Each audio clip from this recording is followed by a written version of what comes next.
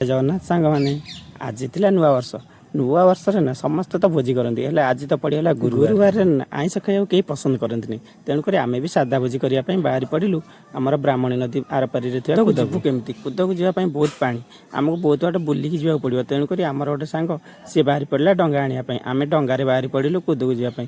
ସମସ୍ତେ ତ ଡଙ୍ଗାରେ ଯିଏ ଯେମିତି ମାଲ ଲୋଡ୍ କରି ନେଇ ପଡ଼ିଲୁ। ଆଉ କୋଉଠି ଭୋଜି କରିବାର ମଜା ଅଲଗା, ହେଲେ କୁଦରେ ବଣଭୋଜି କରିବାର ମଜାଟା ପୁରା ଅଲଗା। ଆମେ ଡଙ୍ଗା ସାହାଯ୍ୟରେ ନଈ ପାରି ହୋଇ ଆମେ ଯାଇ ପହଞ୍ଚିଲୁ କୁଦରେ, ଯୋଉଠି ଆମେ ବଣଭୋଜି କରିବା ପାଇଁ ଯାଇଅଛୁ। ସେଠାରେ ପହଞ୍ଚି ଆମେ ପନିପରିବା ଏବଂ ବାସନକୁସନ ନେଇଥିବା ଜିନିଷକୁ ସବୁ ଯଥାସ୍ଥାନରେ ରଖିଦେଲେ। ତା ଭିତରେ କିଛି ପିଲା ଜାଳ ସଂଗ୍ରହ କରିବାକୁ ବାହାରିଗଲେ, ଆଉ କିଛି ପିଲା ପାଣି ଡ୍ରମ୍ ଧରି ପାଣି ପାଇଁ ବାହାରିଗଲେ। କାହିଁକିନା ପାଣି ଆଣିବାକୁ ଆମକୁ ଟିକେ ବହୁତ ବାଟ ଚାଲିବାକୁ ପଡ଼ିବ। ସେମାନେ ପାଣି ଆଣିବା ଭିତରେ ନା ଆମେ ଚୁଲି ଖୋଳି ଚୁଲିକୁ ରୋଷେଇ କରିବା ପାଇଁ ପ୍ରସ୍ତୁତ କରିଦେଲୁ। ତା ଭିତରେ କିଛି ପିଲା ଆମର ପରିବା ବି କଟାକଟି କରିଦେଲେ।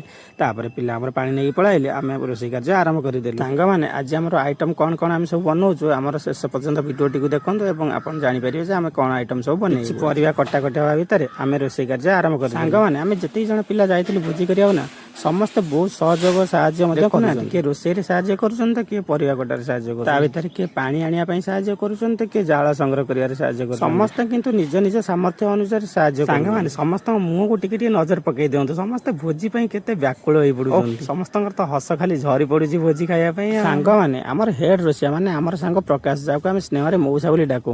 ମୁଁ ଭିଡ଼ିଓ କରିବା ଭିତରେ ସିଏ କହିଦେଉଛନ୍ତି ମୋର ବି ଟିକେ ଭିଡ଼ିଓ ବନେଇ ଦିଅ। ତା ଭିତରେ ନା ଆମର ସବୁ ଆଇଟମ୍ ରେଡି ହେଇଗଲା। ସାଙ୍ଗମାନେ ଆପଣ ଆମ ଆଇଟମ୍ ଦେଖି ଜାଣିପାରୁଥିବେ କ'ଣ କ'ଣ ସବୁ ଆଇଟମ୍ ହେଇଛି। ଯଦି ଜାଣିପାରୁନାହାନ୍ତି ମୁଁ ବି କହିଦେଉଛି। ଭାତ, ଡାଲି, ଦହି ବାଇଗଣ, କାକୁଡ଼ି ସାଲଡ଼, ପାୟସ, ପାମ୍ପଡ଼, ଛତୁ, ଚିଲି କୋବି, ତା ସାଙ୍ଗ ବାଇଗଣୀ ମଧ୍ୟ। ରୋଷେଇ ସରିଲା ବେଳୁ ନା ଟିକେ ଡେରି ହେଇଗଲା, ତେଣୁକରି ସନ୍ଧ୍ୟା ହେଇଗଲା। ଆମେ ତ ଲାଇଟ୍ ଫାଇଟ୍ ବ୍ୟବସ୍ଥା କରିନଥିଲୁ, ଆମେ କେମିତି ଖାଇବୁ ଅନ୍ଧାରରେ। ଆମେ ସବୁ ମୋବାଇଲ ଫ୍ଲାସ୍ ମାରିକି ଆମେ ସେଠୁ ଭୋଜି ଖାଇବା ଆମେ ପ୍ରସ୍ତୁତ କରିଥିବା ଖାଦ୍ୟ ନା ସମସ୍ତଙ୍କ ପସନ୍ଦ ମଧ୍ୟ ଆସିଯାଇଥିଲା। ସମସ୍ତେ ମଧ୍ୟ ଖାଇକି କହୁଥିଲେ ବହୁତ ବଢ଼ିଆ ଟେଷ୍ଟି ଖାଦ୍ୟ। ସାଙ୍ଗମାନେ ଆପଣ ବି ଯଦି ଭୋଜି କେବେ କରୁଛନ୍ତି ନା, ଆମର ସାଙ୍ଗ ମଉସାକୁ ଡାକନ୍ତୁ, ଦେଖିବେ ସିଏ ନିଶ୍ଚିତ ଆପଣଙ୍କୁ ବହୁତ ସୁନ୍ଦର ଟେଷ୍ଟି ଖାଦ୍ୟ ରୋଷେଇ କରି ଦେଇଦେବେ। ନା ଆମେ ସମସ୍ତେ ଭୋଜି ଖାଇସାରି ବାହାରି ପଡ଼ିଲୁ ପୁଣି ଘର ଅଭିମୁଖେ।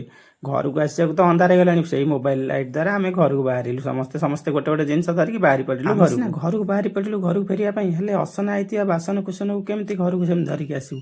ତା ଭିତରେ ଆମେ ଯାଇ ପହଞ୍ଚିଗଲୁ ବ୍ରାହ୍ମଣୀ ନଦୀ କୂଳରେ, କାହିଁକିନା ସେଠାରେ ଆମେ ବାସନ କୁସନ ମଜାମଜି କରିଦେଇ ପୁଣି ଘରକୁ ଆମେ ଆସିଲା ବେଳକୁ ନା ବହୁତ ରାତି ହେଇଯାଇଥିଲା। ତେଣୁ ବାଟରେ ଡଙ୍ଗା ବି ଆଉ ନଦୀରେ ନଥିଲା। ଆମେ ସବୁ ସେମିତି ଚାଲି ଚାଲି ପାଣିରେ ପଶିବାକୁ ଆସିବାକୁ ପଡ଼ିଲା। କିନ୍ତୁ ବାଟରେ ଆସିବା ଭିତରେ ନା ଅନ୍ଧାର ରାସ୍ତା, ହିଂସ୍ର ଜୀବଜନ୍ତୁ କାଳେ ବାହାରିବେ, ତା ଭିତରେ ଆମର କିଛି ପିଲା ଠେଙ୍ଗା ବାଡ଼ି ଧରିକି ମଧ୍ୟ ଆମେ ଆସି ପହଞ୍ଚି ଯାଇଥିଲୁ ବ୍ରାହ୍ମଣୀ ନଦୀ କୂଳରେ। ସେଠାରେ ନା ବାସନ କୁସନ ସବୁ ମଜାମଜି କରିଦେଲୁ। ସମସ୍ତେ କିନ୍ତୁ ଖଣ୍ଡେ ଖଣ୍ଡେ ବାସନ ମାଜିଦେଲେ। କେତେ ସମୟ ଲାଗିବ? ଅଳ୍ପ ସମୟ ମଧ୍ୟ ଲାଗିବ। ତାପରେ ଆମେ ଭୋଜି ସାରି ଆମେ ପୁଣି ଫେରି ଆସିଲୁ ଆମ ଗାଁକୁ। ଆମେ ଆସି ଗାଁରେ ପହଞ୍ଚିଗଲୁ। ସାଙ୍ଗମାନେ ଆମ ଭିଡ଼ିଓ କେମିତି ଲାଗିଲା ଆପଣମାନେ କମେଣ୍ଟ ବକ୍ସରେ ନିଶ୍ଚିତ ଜଣାଇବେ। ଆମର ନେକ୍ସଟ ଭିଡ଼ିଓ ଦେଖିବା ପାଇଁ ଆମ ଭିଡ଼ିଓକୁ ସବସ୍କ୍ରାଇବ୍ ମଧ୍ୟ କରିଦିଅନ୍ତୁ। ଲାଇକ୍ କମେଣ୍ଟ ସେୟାର ମଧ୍ୟ କରିବେ ସାଙ୍ଗମାନେ। ଦେଖା ନେକ୍ସଟ ଭିଡ଼ିଓ।